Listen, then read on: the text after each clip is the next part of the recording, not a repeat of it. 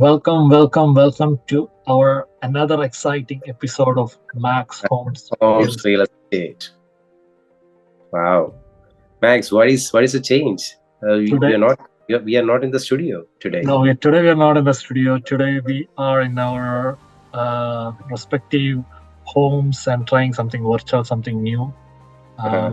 by screen sharing, so that we can really give our viewers more accurate and real-time data, which I'm excited to show our viewers.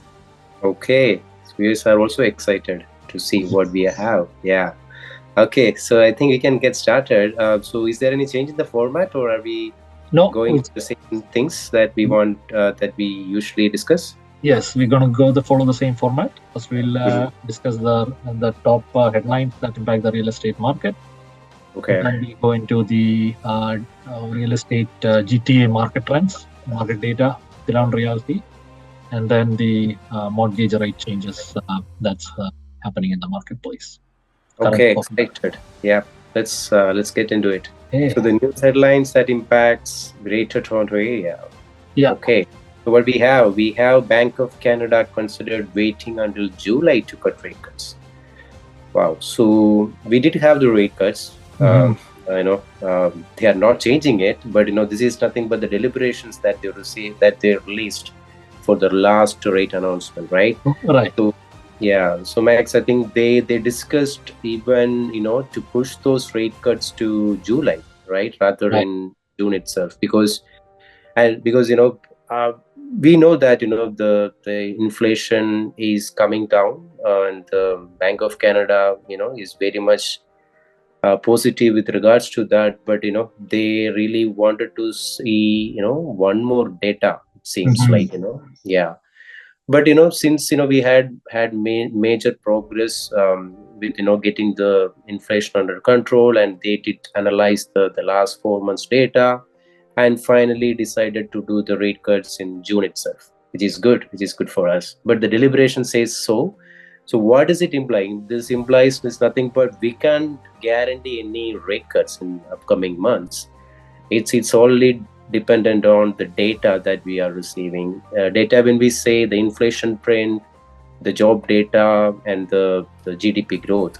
So Bank of Canada is very keen on these, the metrics and the data, and they would take one at a time, one at a meeting. So if we go to July, when we have the July rate announcements on July 24th, the Bank of Canada will really look into what has happened in the previous month, and based on that they will make a decision, Right. right?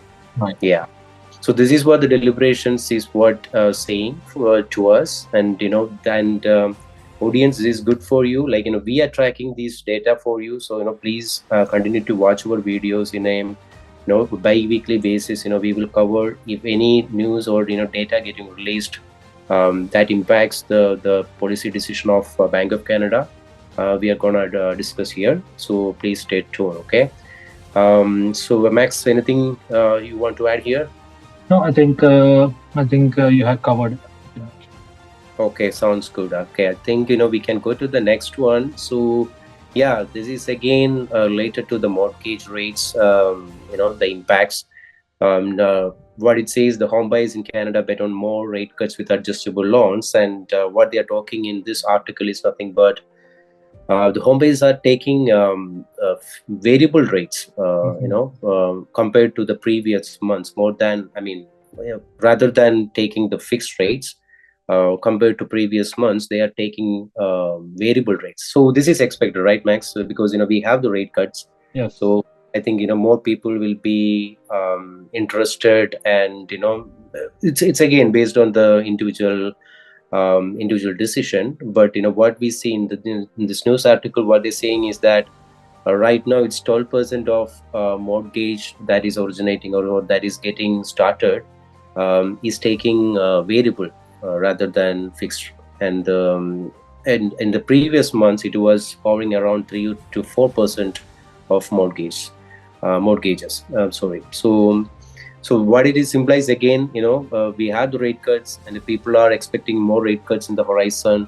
So that's why more home buyers are trying to get variable rates rather than fixed mortgage rates. So that's what it's the news article say. But still, the major chunk of the origination is still happening with fixed rates. Because the remaining of the 12%, which is nothing but the 80, what is that, 88% of mortgages are still using fixed rates, because they will give more guarantee to the mortgage holders, right? Yeah. Okay, so that is what this article says. So let's see if there is a change, and we'll continue to track the trend of this. So Max, anything, what is your advice on what to the audience? Like, what should be the measuring metrics that they would take, when they try to decide on taking variable versus fixed mortgage? Any advice? So yeah, I mean, basically, we don't. Nobody has a crystal ball to tell, whether what's going to happen in the market. So based on where we are now, hoping that there won't be any rate increase Increase, in right? Yeah. mortgage for the next few years. I would hedge towards a variable rate, because if you can afford to make afford a variable rate in the current market, then Mm-hmm. it's only going to go down. So we don't Right. know when we are going to get our next 25 basis points. Based on what economics says, before end of 2024, we might get another 50 basis points. So if that's the Mm-hmm. case, your Yeah. monthly mortgage rate payment will come down if you stay on a adjustable variable mortgage. Yeah. But if you need more, you don't want to take the risk because nobody knows what the market is going to be, and you're happy with the fixed rate, and you don't know, you want to just make a constant payment and forget for the next 5 years, definitely fixed rate is the way to go. Okay, there you go. Thank you, Max. You're Uh, welcome. so yeah, I think that's what we have. Any other news or headlines that we want to cover, or No, we are these trying? are the two major headlines that we have that impact the real estate at this point. Okay, okay.